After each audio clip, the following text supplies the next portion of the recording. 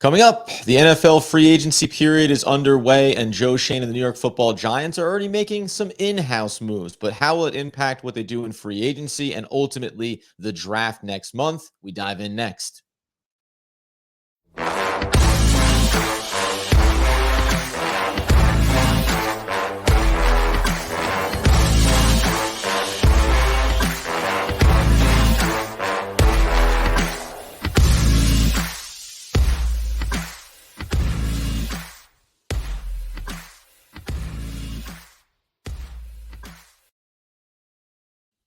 Yes, my friends, it's OGP, the One Giant Podcast, where we are your hosts. Over here, Adam Armbrecht, over there, Andrew Makowitz. How are we, sir, before we dive in on the free agent conversation?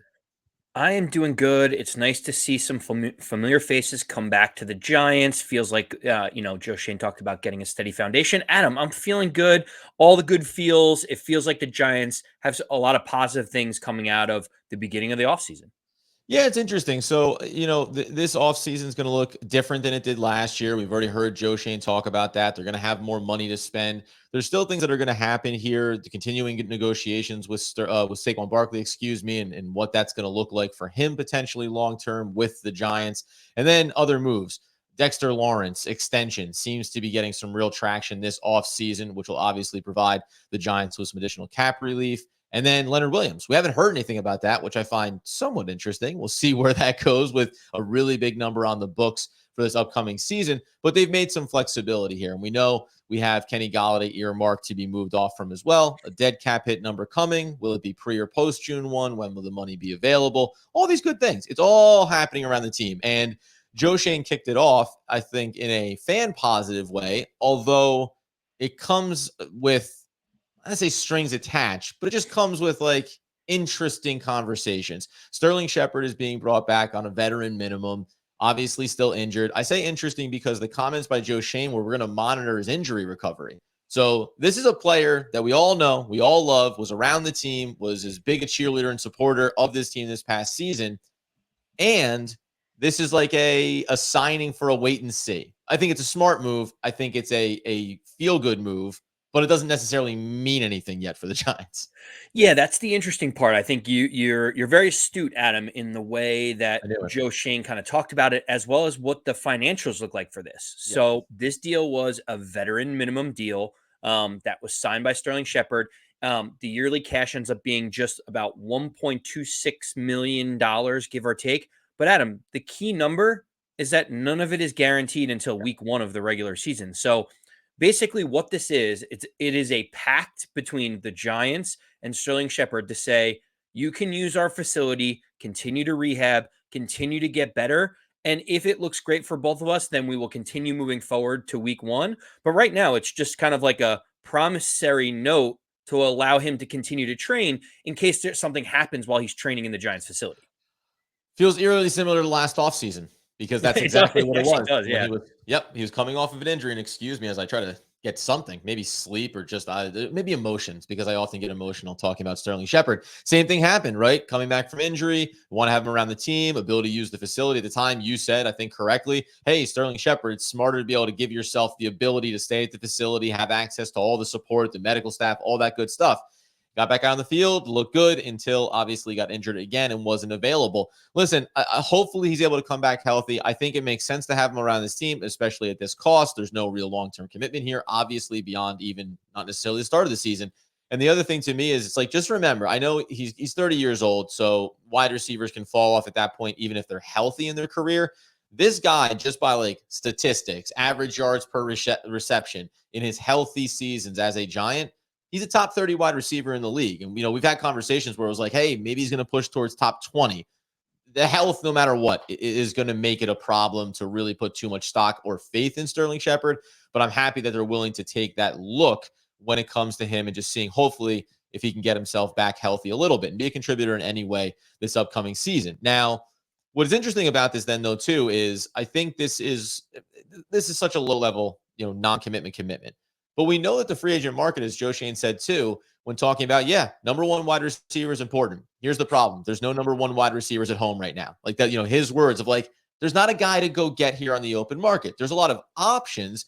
And then there's also the upcoming draft, and some things happened out of the combine that could play into the Giants' favor at that 25th overall pick.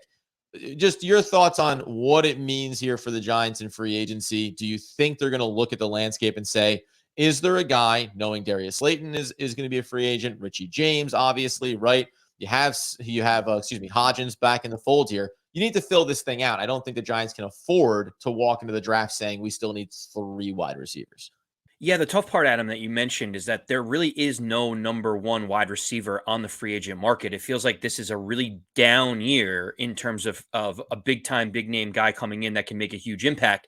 When you're talking about a guy like Jacoby Myers, who's never broken 1,000 yards, as like the marquee guy that you would be able to sign for $15 million a year, it doesn't inspire a lot of confidence or excitement from Giant fans.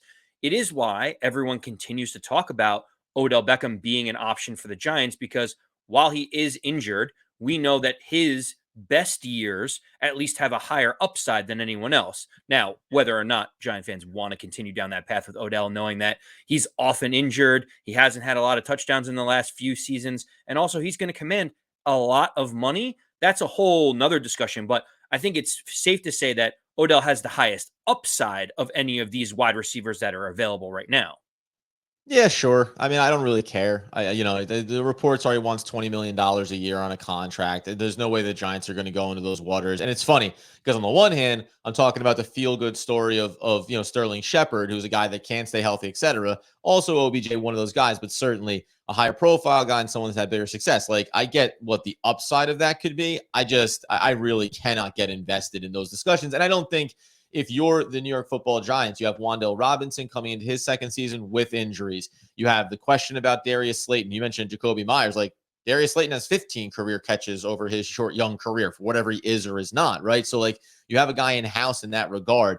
The OBJ thing to me, I would be shocked if the Giants went anywhere near those waters unless things significantly change from OBJ's side of it, where you're not looking for that size contract. Maybe it's incentive based, all those good things. And even then, like, injuries are not predictable, but at some point the Giants need to be able to feel like the players they're bringing in at key positions are predictable in being healthy and being available. And OBJ would certainly have those. And to your point, still injured. Like, he spent a lot of last season making it look like he was going to be ready to go, all for everyone to go, I don't think this guy was ready to play the entire year, essentially. Well, and Adam, let's just keep in mind too, to that point, like, when you think about the Giants' weapons that they have currently on the roster, Sterling Shepard, injured leg, out for the season, has also had ACL injuries before. Wan'Dale Robinson, injured ACL, out for the season. Saquon Barkley has had knee injuries in the past. He has been out. Do we really want the house of cards to be built on 4 or 5 guys that have had torn ACLs in the last 18 to 24 months when there may be other either safer options or other options through the draft that we may be able to address? For me, it just feels like this is a perfect opportunity for the Giants to go get a big-time wide receiver. More likely, it looks like they're going to probably use some of the high draft picks and draft capital to address the wide receiver market, which means that there may be an opportunity to look at the tight end position to be able to improve in free agency rather than the high-end wide receiver market. Well, and I'll say too, so one last name I'll throw out, and then we'll tie into the tight end discussion, because there's a name that we've already talked about during this past season, and now available, obviously, on the market. A guy that's coming out of Detroit after playing in Jacksonville, DJ Chark, is a guy that, like, I wouldn't hate the Giants taking a look at here. Came off of only 30 reception off of 52 targets, but you talk about guys that have upside. Remember, this is a player that in 2019 and 2020 had 73 catches for over 1,000 yards. The catch percentage was bad the following year in 2020. But remember, like, again, where were they playing? Who were they playing with? Trevor Lawrence, different quarterback, now than he was then. And even 2020, that wasn't even Trevor Lawrence. That's probably going back to what? Gardner Minshew days at that point. So, like, I like him. His touchdown production, 18 touchdowns there. Like, 9.5 is the estimated market value for him.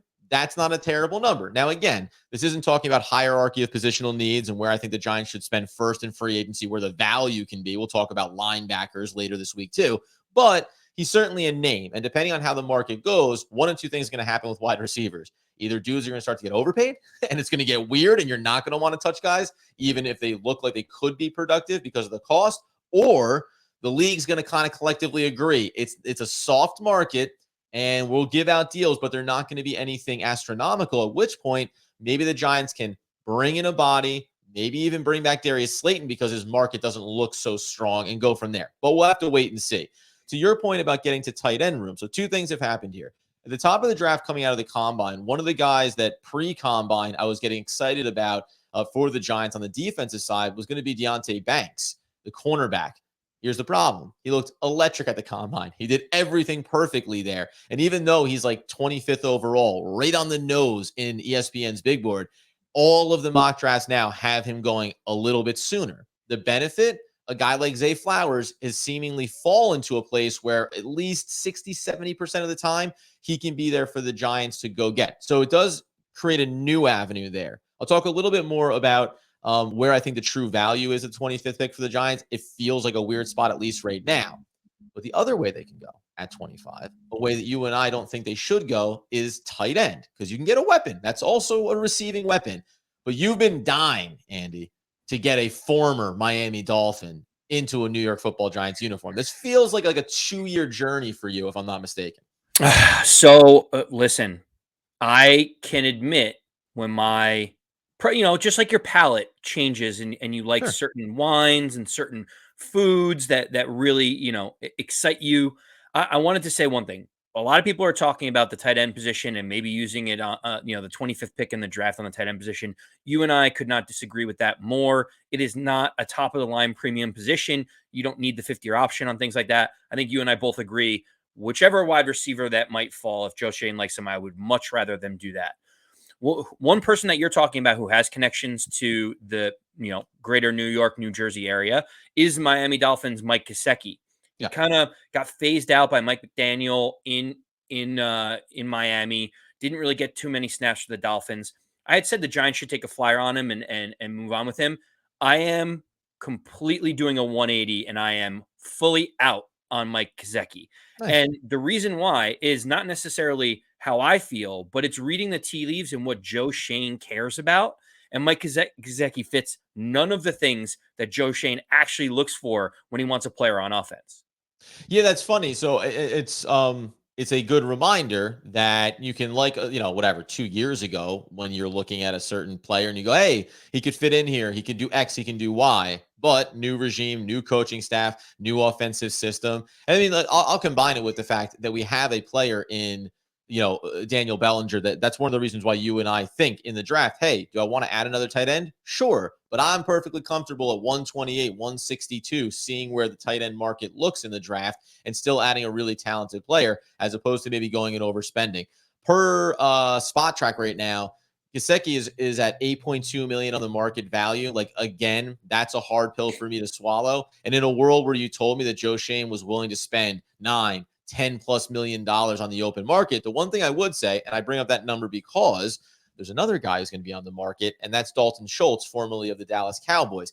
$15 million on free agency for his value. This is where it becomes interesting to me.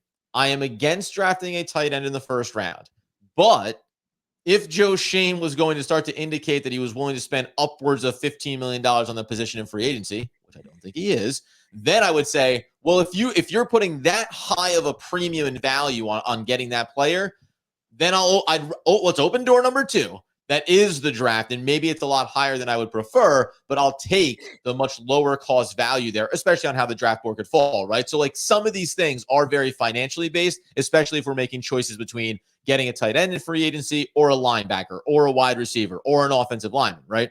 Yes, and you're hitting all the names that I've thought about too. Obviously, the Giants are thinking about them. I will go in order. First, on Mike Giseck, I talked about how he doesn't fit the mold of Joe Schoen. Yeah. There's 2 things that he doesn't do very well. One of them is block. He is not a very good blocking tight end, which doesn't really help his case if the Giants want to be a run-first offense. The second piece of it is, of all of the tight ends that they measured, he had a 1.9 average yards of separation, and the separation factor.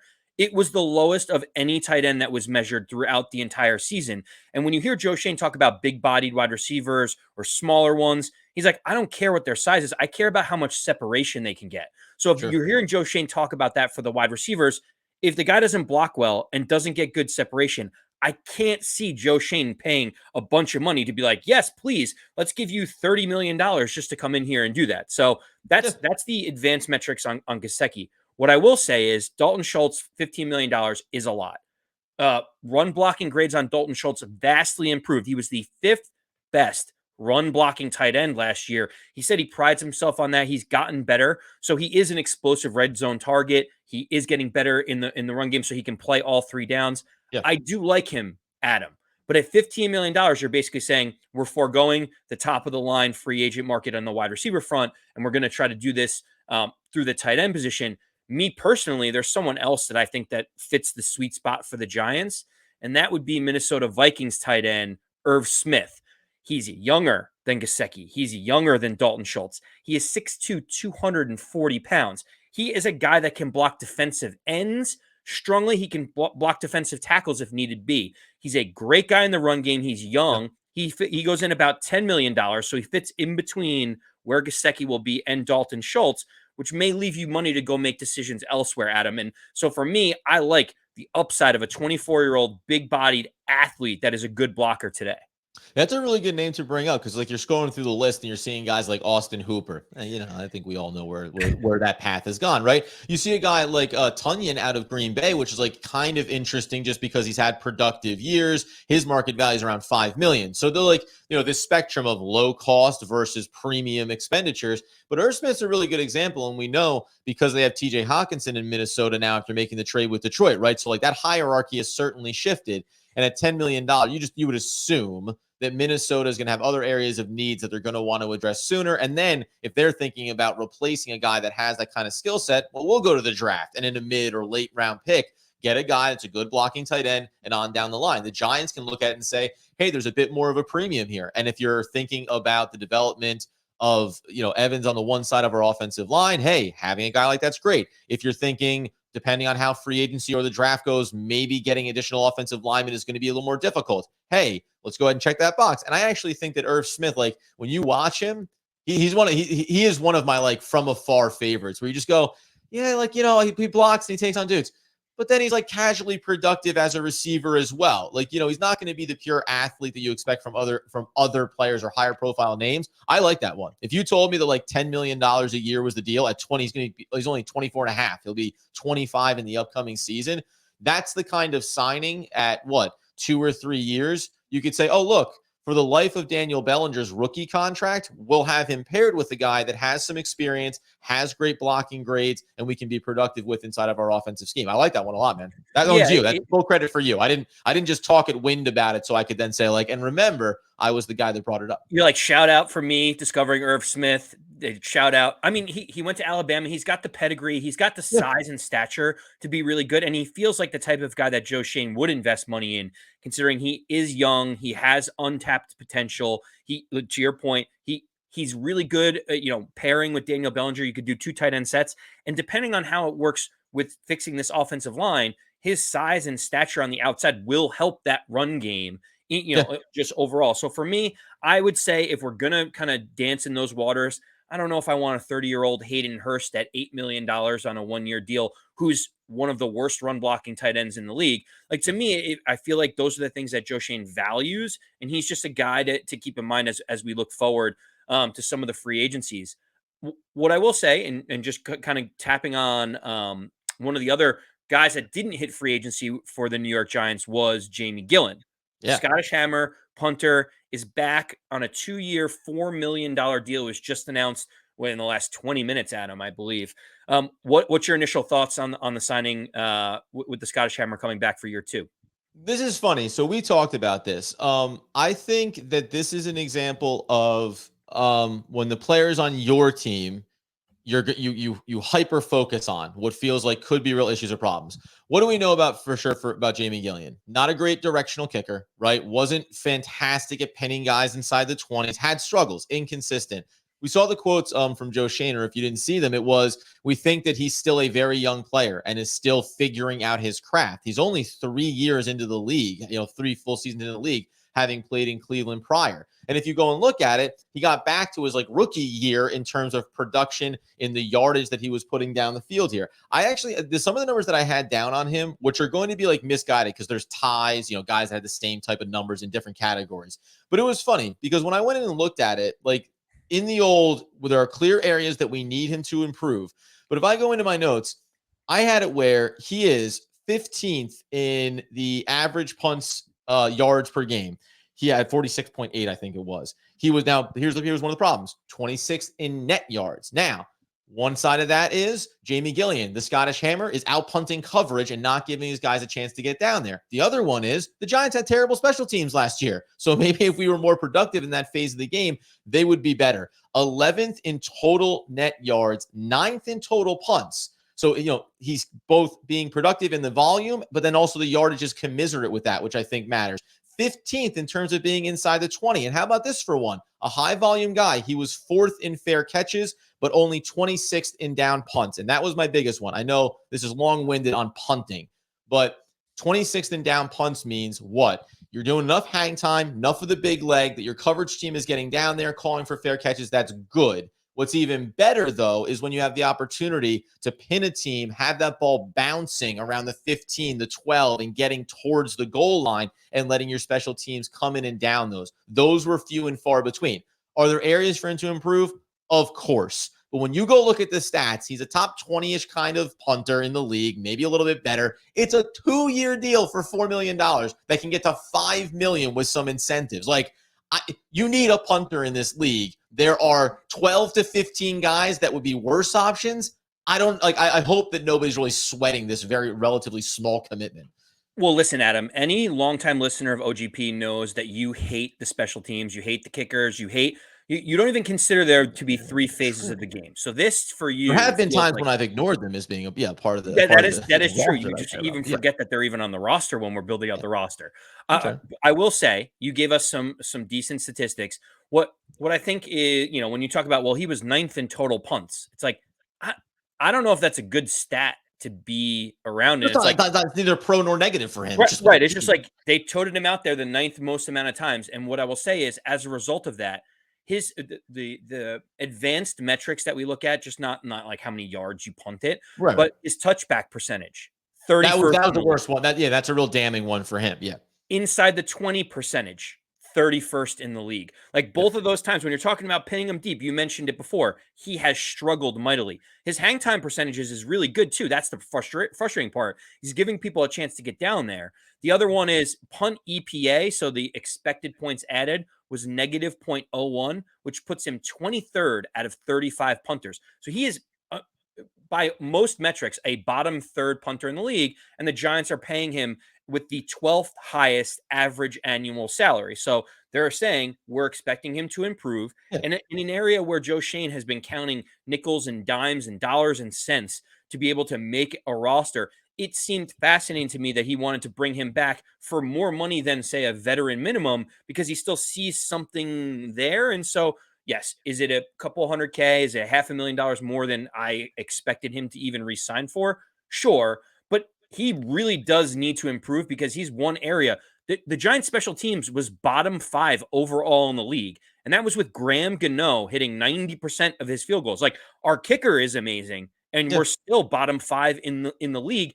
You would expect them to try to improve areas. If we're bringing back Casey Kreider, long snapper, just signed with us again. We're bringing back the punter. We're bringing everyone else back. Where do the improvements come from, Adam? So I think a couple areas that you improve in, and this will go into the draft. I talked about some guys that I think middle to late rounds have special teams, immediate impact, especially as gunners, guys with a little more size. Like, you need to be more productive in those areas. We know we have a longtime special teams coach that's been here over regimes. Hey, you need to be more productive in this. You need to get Jamie Gillian to be a more consistent punter. And to your point, it's like, it's this weird thing, right? So what is the ultimate problem with our special teams this past year? You have Graham Gano, phenomenal, one of the top in the league. You have Jamie Gillian, a guy who's, 20, mid-20s in a lot of categories, but we're one of the worst special team units overall. So at that point, like, the hierarchy goes everybody else, then Jamie Gillian, and then not even on the list is Graham Gano. And that's, I think, like, to me, is one of the biggest factors in it. Now, again, the lack of like pinning guys in the 20 matters here for sure. The 12.2 touchback percentage is miles beyond where it needs to be.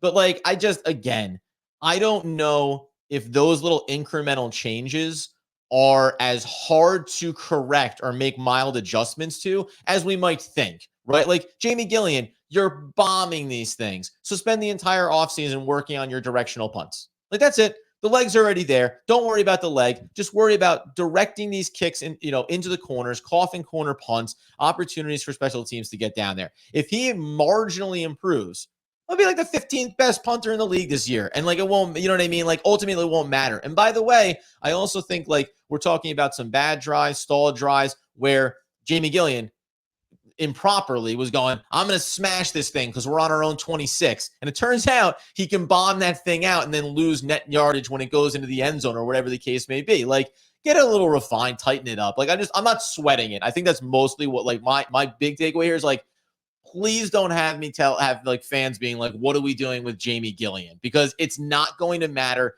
in the slightest this offseason in terms of moves you want to make. And then we'll get to the year, right? And if this dude if he's the same player he was this year or this past season, next season, then I'll be annoyed by it. But I'm going to go ahead again. We keep talking about like putting some faith in Joe Schoen and the organization now that they feel like they're on a better path. I'm going to put a little bit of faith that they like what they saw from Gillian and they think the value is there. Let me ask you a question, Adam. 57 years old. You think we could trot out Jeff Fiegels just to throw a couple catty corner punts into the side of the end zone next year? Or it sounds like we're just sticking with Jamie Gillian? Yeah, I don't know what hamstrings are like at 57. I'm not there yet. I'm, a good 20 years off, but I don't think maybe one, because you'd see the beautiful arc of a 17-yard punt combined with the echoing sound around Giant Stadium of as Jeff Fiegels is slowly wheeled off. Riley Dixon, by the way, I will say Dixon, like I was looking because he kept popping up a couple of times in these stats. I was like, well, Dixon's ahead of him in this category. Like Dixon's ahead of the Scottish Hammer in this category. And that was like a funny little note too, because again, this is what it is. You rotate through these guys and hopefully, he's 26 years old. If he figures it out, punters can be Jeff Fiegels punting until they're 40. So it's like, you sort this out. Maybe you end up having a nice long-term solution for this team. At the end of the day, we have a long ways to go here in free agency. We hinted there around the top of the draft and some of the things that are going to happen here. We will come back in and talk about what is the realistic possibility that tight end is more on the board at 25 than maybe it previously was because of the way it's falling there. Like I'll pressure Andy. Would you accept taking a tight end at the 25th overall pick? Will there be other options maybe for the Giants to slide back a little bit? And we're already seeing things happen around the league. We're mentioning the tight end formerly from the Dolphins. They also have a new cornerback there, clearing $37 million in Jalen Ramsey over the next 2 years from the LA Rams book. So, there's a lot of other things happening here. Tampa Bay is shedding contracts left, right, and center. So I think free agency is going to be interesting. There's a lot of teams that are still waiting. Aaron Rodgers' impact on the Jets, on the Raiders, on the Green Bay Packers, all of these things matter here, and in some ways will hold up a little bit of secondary mechanics, which could benefit the Giants, by the way, because the Giants don't need a quarterback.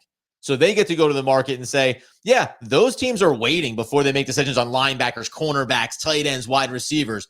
Maybe we get in there early, and that's all the indications. Joe Schoen and the Giants intend to be much more active this year in free agency because they have money and because they believe they can improve key positions. Keep in mind, legal tampering starts today, which means that you can start negotiating. You'll hear deals popping up left and right all of a sudden today during this legal tampering period, and you'll be impressed with how quick they were able to manufacture the specific contract details, like they weren't talking about it before the legal tampering position existed. To your point, Adam, really good news for the Giants. They have their quarterback locked up that they like and they appreciate. They don't have to wait for Aaron Rodgers. They don't need to hold cap space for Jimmy Garoppolo. They can go make these additions. They can restructure contracts if they need to. I expect the Giants to be active. Be on the lookout. The linebacking position, the tight end position, and the wide receiver position are three areas I could see the Giants being early, options in free agency for them, not necessarily waiting to the secondary market. We'll hear some news as it comes out. We'll obviously update, kind of give the feedback on initial thoughts, but the Giants will be active. It starts today. Let's see what Joe Schoen's first free agency moves with money is. Yeah, Gerard Davis also brought back by the Giants too, a guy that was playing with them last season, and that's not good. That's not the big one. That's not the big linebacker move, but it's certainly on the table here. And Leonard Williams contracts, Dexter Lawrence extension conversations. I think you'll hear those things heat up if it sounds like the Giants are trying to make more than one big or two big moves this off season. In the meantime, friends, you get over to YouTube. One Giant Podcast. You subscribe, you turn on the alerts so you know when we're premiering episodes. You go over to the podcast feed wherever you get those needs fulfilled. And as Andrew Makowitz, until next time, would want, need, and nay, demand the people know.